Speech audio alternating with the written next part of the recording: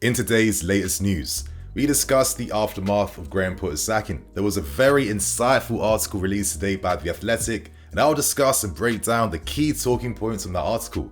We learned things about the lack of authority under Graham Potter, more details behind why Potter was sacked, but before we end things, we also discuss the future as we are preparing to have interviews with 5 managerial candidates. So right now, tons of things are happening at this football club in typical Chelsea fashion, and as per, I'm here to bring you guys the content so we can dissect, discuss what the hell is going on. So I hope you guys enjoyed today's video. Hit that like button and check out yesterday's content releases as well too. So let's get 2k likes for today's video, and without wasting any more time, let's start things off and let's discuss the future, because an article was released last night by Matt Law discussing the current process when it comes to replacing Graham Potter.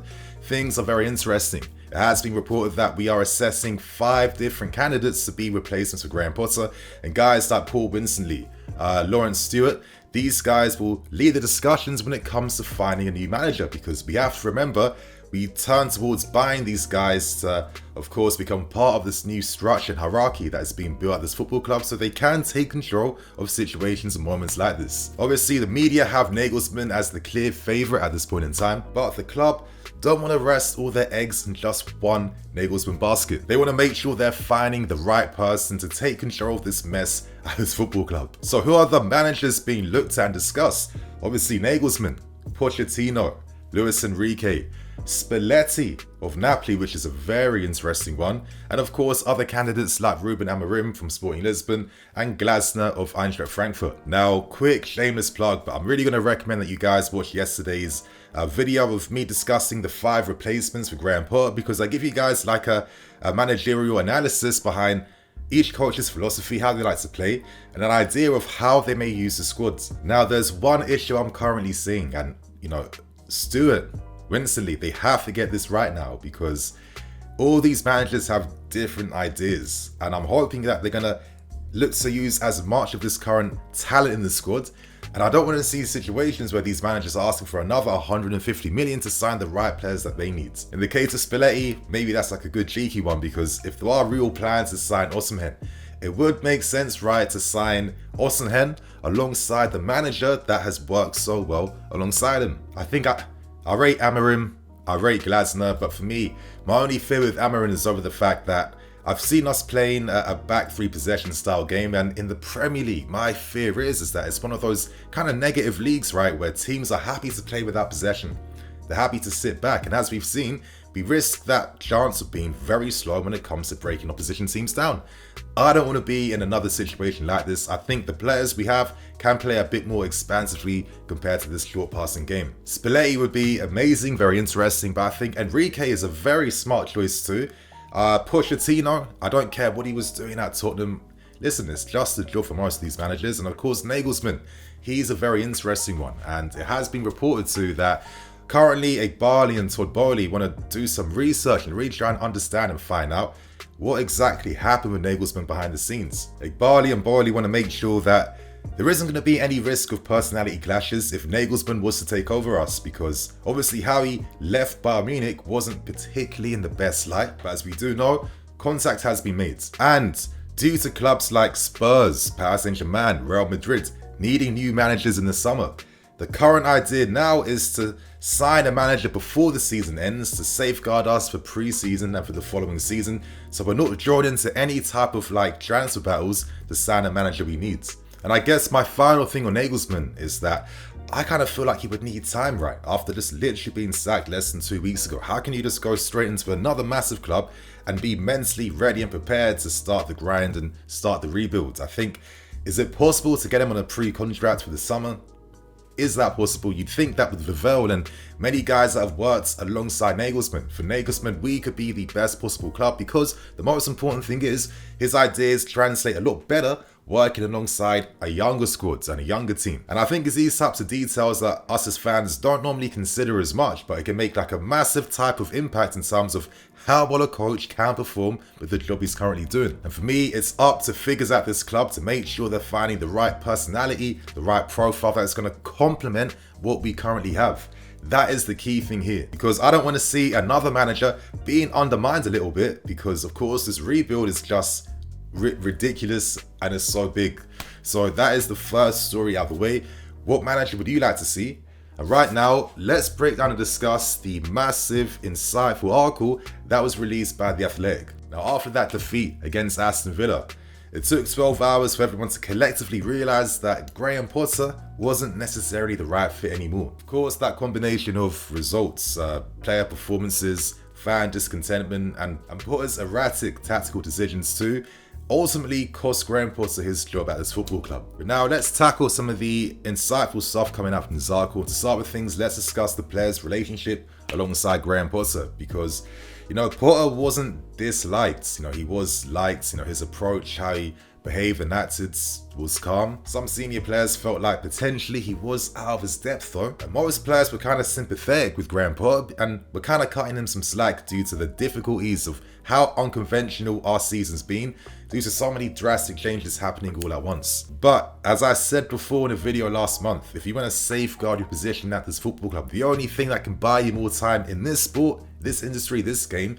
is getting results. So every time you're not getting results, that lack of confidence grows and grows and grows throughout the squad, and then you get to a position where you can't do anything to turn things around. Now, we found out that players were jestingly referring to Graham Potter as Harry Potter, Hogwarts, typical peak footballer wit. However, we have an idea behind the difficulties of managing such a bloated squad of around 33 players. And I was always mentioning this fact throughout the time under Graham Potter, not as a defense of Graham Potter, but as a reality check, as an understanding of, if I put any manager in Graham Potter's position, there are going to be natural consequences. Like, even if the perfect manager came and he got us winning, he's still going to have at least over 10 players who are unhappy. And that can affect dynamics in the changing room. That could potentially affect relationships. That can cause some disharmony. There's only so much papering over the cracks you can do with the results. Ultimately, this is a very difficult challenge for anyone. Like, you're dealing with professional football players who have played games at the highest level. It's not like you're taking over a Sunday League team. But anyway, we got examples of the difficulties of the bloated squad size. For example, training sessions were most definitely affected. Graham Potter likes to do a lot of 11v11 training to have these guys playing against each other. He had to break this up into 3 groups of 9v9 just to get as many players involved as possible, because it's not like you can tell 10, 12 players, listen, you're in Cobham now, I'm not even going to see your face, I'm not even going to look at you. And it goes back to, why should any manager have to be in such a tense situation like that, where they're forced to have to be that ruthless? I say this because realistically and ironically, being ruthless was probably the thing he had to be if he wanted to safeguard his role here. We also learned that due to things like squad size, for example, analysis meetings after games, most guys are on the floor, they're sitting down, because Cobham can't even physically handle this amount of players at one time. And on top of that too, you go back to the squads, it's a squad full of Cobham players, older players, summer signings, January signings, younger players. It's a lot to deal with, and it's just like, are we expecting all these players to instantly just hit things off straight away and instantly be a team overnight? This is where things get unrealistic, and it does seem like the pressure ultimately was something that Graham Potter just couldn't hack. The article was bringing up points like Potter wanted to get an idea of how the squad viewed him, and as I've been saying about Nagelsmann at Bayern Munich, for these legacy clubs, for the big clubs that are lucky enough to be challenging for honours every single year, the dynamics are completely different, and you need to have a sense of authority, a bit of conviction behind how you do things, how you move. I can understand why this gets a bit harder if another 10 players get signed in the January window on top of the guys you're already existingly working with. But it does seem like that strength that Potter was known for, his emotional intelligence, how that's really benefited his work at, clubs like Swansea, Brighton, Osterland. That ultimately was his weakness during this situation, because he wanted to please everyone. He wanted to try and make everyone happy. I think we saw that ourselves when we saw, kind of ridiculous lineups, like for example, Ziyech playing against Tottenham. And as I said after that game, that was a game where I kind of lost faith and confidence, because I thought, wow, this is such an important game that, the fact that you did this unpredictable move that no one saw coming, how can I have the same type of confidence and faith going into future games? And ultimately in the article, it does reference this game as being the game that caused a lot of doubt for guys in the higher positions. And I guess when you have a manager that, is in a situation like this, is trying to appease everyone, doesn't really know his personal standings as well either, You know, that lack of confidence is going to slowly grow into a lack of authority, right? And when that does come, that's going to breed a lot of discontentment. And one of those discontentments was over rumours suggesting from within the squad that is Graham Potter just a yes man? And there's reasons behind why. For example, it was criticised that he didn't have too much input in the January window. Of course, the transfer team, the club, are signing these guys. Graham Potter does sign off for the players he wants to have. But realistically, did he have to say yes to everyone? And I'm going to use guys like Madueke and Fofana, listen, great talented players, but realistically, when you already have your Pulisics and Ziyech's and all these guys that, you know, you want to move on, but they're actually still here, you know, is it like the wiser situation to bring in their replacements with the old guys still here and then think you're going to find a way for these guys to work? Would it have not made more sense to sign more guys and pre-contract deals to get them ready for the summer, instead of bringing them all to the club at the same time? Like Graham Potter, he could have maybe been a bit more vocal and expressed his concern behind having such a bloated squad, because it's kind of like, listen, you can understand the context of a bit of sympathy, but, you know, at the same time, Potter takes some responsibility for being open to knowing the fact that he'd have to work with such a massive squad. So if you're okay with that type of thing, I guess it's fair for all of us to be like, you should be a lot more authoritative in terms of how you're controlling and managing that squad, if this is something that you are more than happy to co-sign. And I think this was obviously reflected the most when it came to Potter's tactical decisions at this football club, yeah? Because in my reviews, I've been constantly saying, yo, why is there a change here? There's another switch up, there's another way of playing.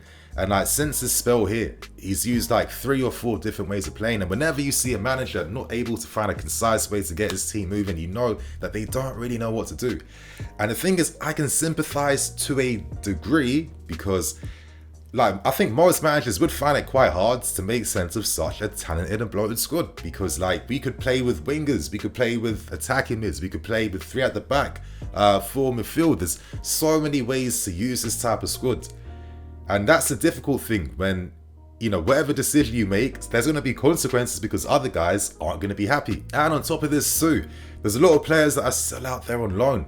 They're looking at this situation thinking, I'm seeing replacements for me, like all these young guys like Santos, Carnes, etc, etc.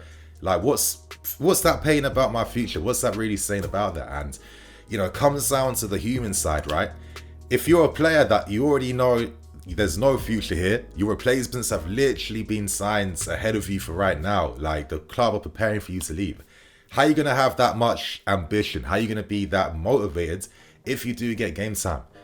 It's a lose-lose situation for everyone. Me, I'm seeing things in an objective situation. I do want to say this though.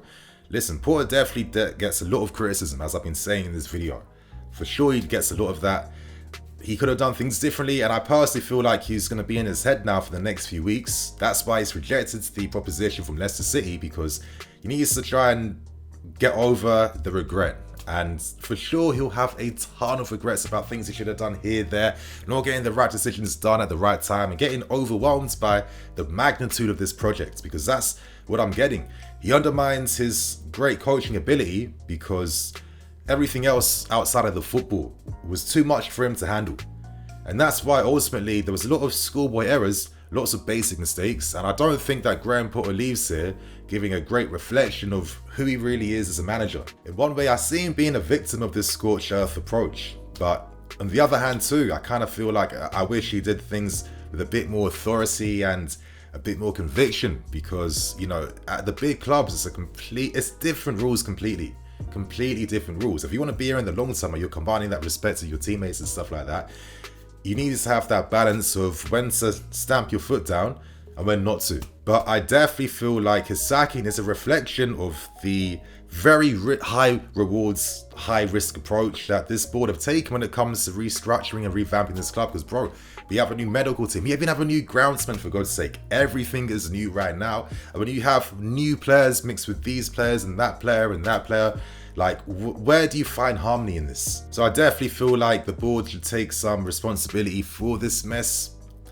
If things were maybe streamlined over time instead of all in one window, all in one season, maybe you're seeing things a bit differently, because how Potter started wasn't how it became in the middle part, and it was a completely different thing in the final few months. The pressure, the stress, I can see how that affects you. But the things he could have controlled, controlling the controllables, something I kept saying throughout the past few months, these opportunities were here. We have to keep things real. I think the game management decisions, how many times was his decisions getting us back into a game? It rarely happens, and every time a decision was made or a substitution came on, there was always rightfully criticism and concern about, okay, why exactly is this the move right now? This doesn't seem to make too much sense. And of course, it felt like he was making things up as the days was going on, because again, there was no clarity behind, what team are we actually trying to be? The switch ups were too mad.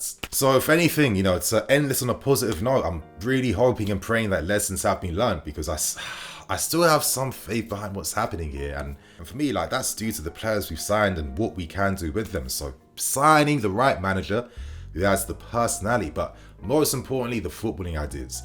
That is the key thing. I don't want anything more bipolar anymore. For example, Osimhen.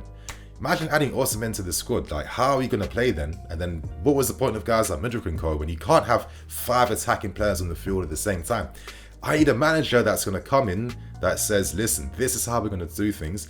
This is what I believe in. Forget about this, forget about that. I think we can find success with what is currently here. And this is the job now for the staff, the board now, to get this decision right, to get this process, back on track again. So my friends, that is the latest news today. Share your thoughts and opinions. There is going to be the review out, and I'll do a watch along for Bruno Salta's first game as our interim. And yeah, share your thoughts and opinions behind the story, and I'll link the article too. So I'm in EFC, this is BlueLionsTV. Catch you guys later with some more videos. Cool.